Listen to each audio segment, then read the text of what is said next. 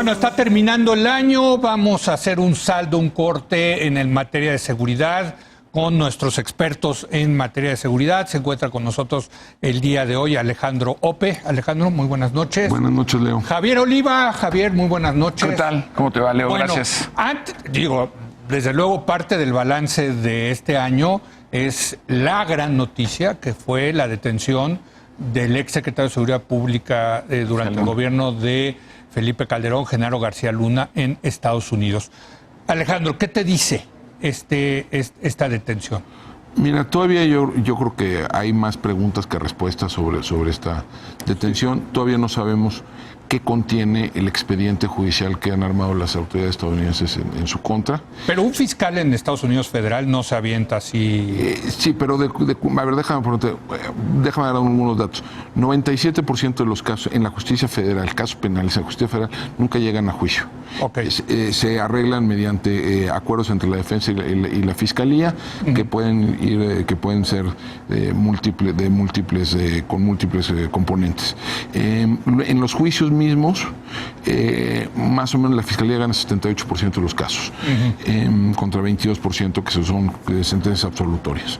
Entonces, digamos, arman casos no necesariamente para ganarlos en juicio, arman casos para negociar. Para negociar y para doblar al imputado, ¿no? Sí. Entonces, no sabemos qué contiene. A lo mejor nunca lo sabremos porque a lo mejor esto nunca llega a juicio. Que se declara García Luna que se declare culpable por alguna de los cargos que se le imputan. De las imputaciones. Con hechos que pueden ser parte de la negociación, con sentencias que pueden ser parte de la negociación y con arreglos de colaboración que pueden ser parte de la negociación. Entonces, todavía no sabemos.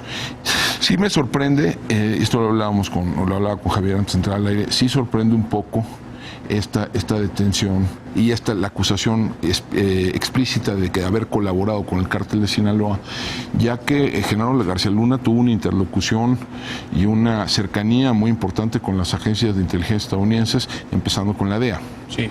No, la DEA incluso lo condecoró en 2011. Y a lo largo de su mandato como secretario de Seguridad Pública no cesó la colaboración, no cesó el flujo de información. Si tenían sospechas, pues no las manifestaron. Bueno, por algo se fue a vivir a Estados Unidos. Se va a vivir a Estados Unidos en 2013, recibe la residencia permanente. Sí. Previsiblemente por ahí pasa por un nuevo filtro, ¿no?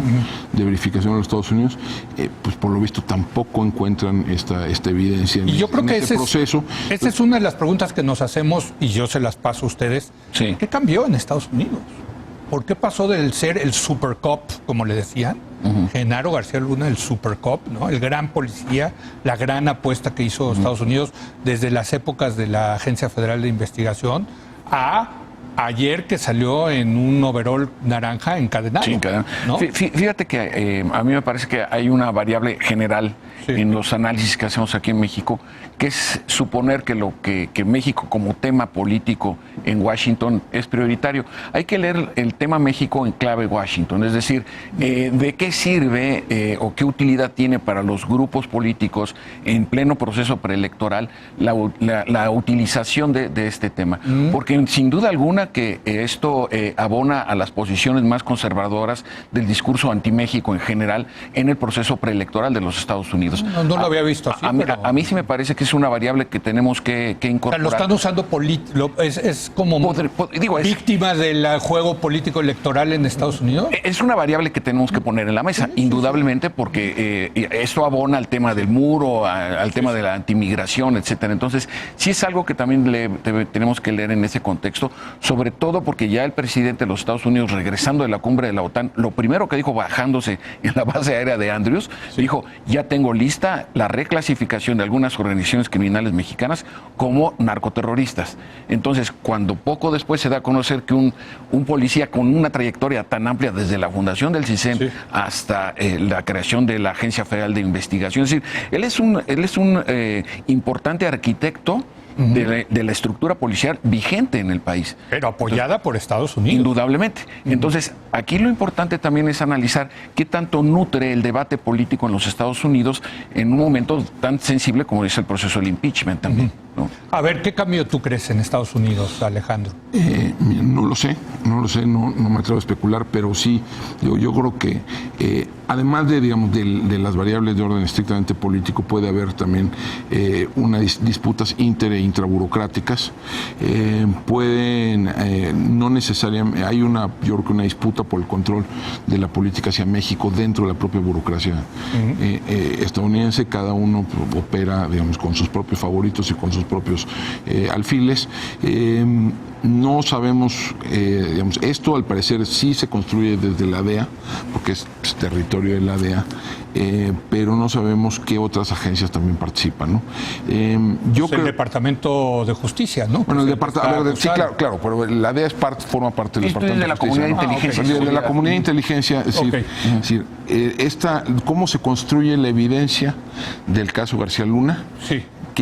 ¿Quiénes son los informantes?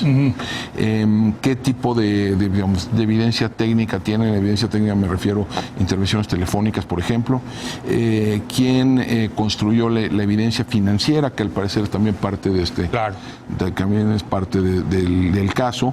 ¿En qué medida fue la colaboración con la actual administración la que permite construir sobre todo esa beta financiera en el caso?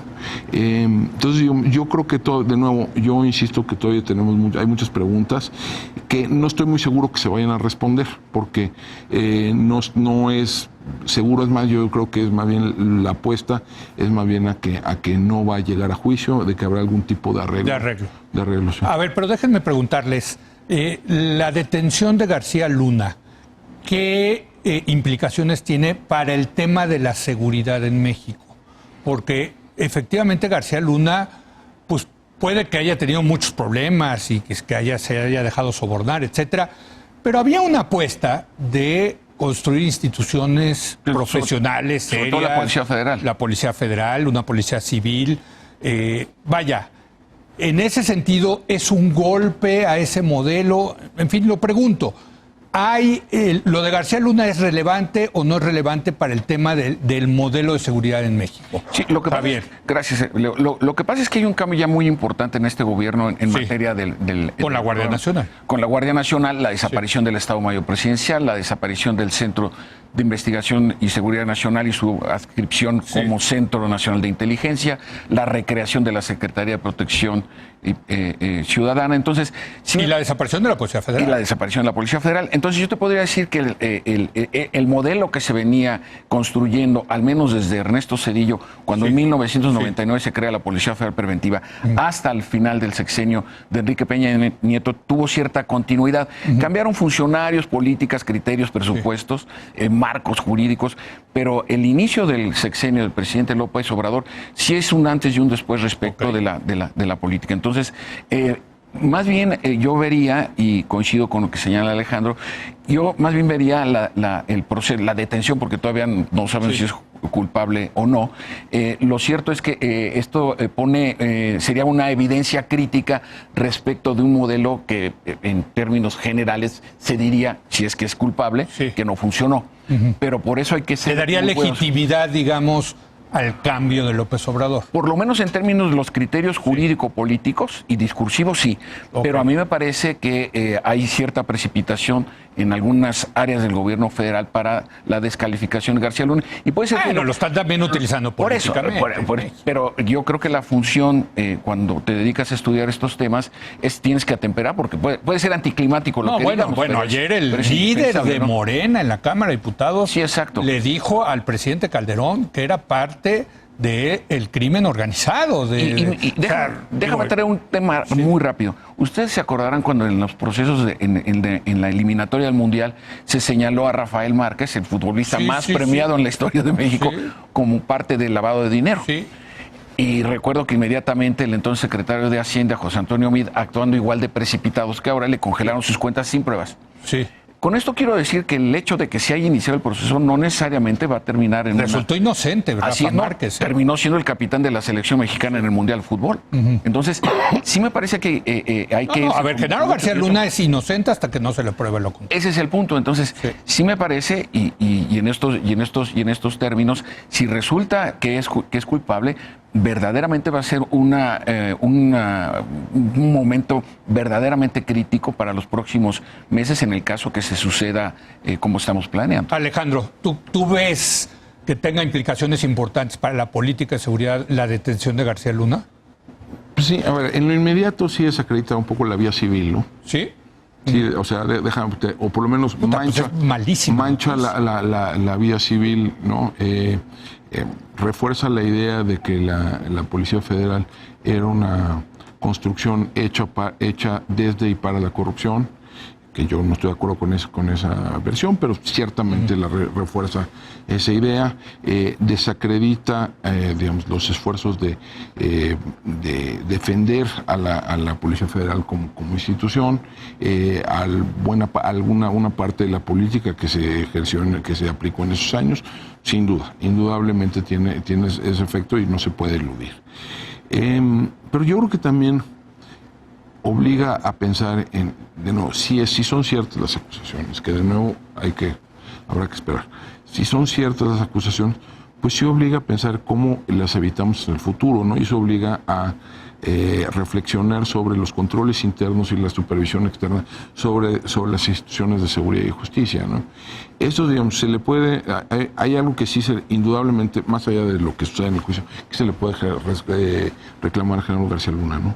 Nunca la Policía Federal creció mucho más rápido que los controles, que la capacidad de controlarla y la capacidad de supervisarla, ¿no? Eso sí, indudablemente. Cuando cerró el sexenio, la unidad de asuntos internos tenía como 25,000 casos rezagados, ¿no? Y tenía muy pocos elementos, ¿no? Y la unidad de asuntos internos era relativamente pequeña, no había un mecanismo de supervisión externa, de hecho sigue sin haber un mecanismo de supervisión externa. Entonces yo creo que sí, digamos, más allá de las implicaciones políticas de esto, sí tendríamos que reflexionar sobre esto, es decir, cómo podemos blindar de mejor manera las instituciones de seguridad y justicia frente a la corrupción. Bueno, ahora la Guardia Nacional, ¿no? La Guardia Nacional y las policías estatales y las municipales y las fiscalías. O sea, es decir, sí hay amenazas continuas de corrupción e intimidación sobre las instituciones en la materia, ¿no?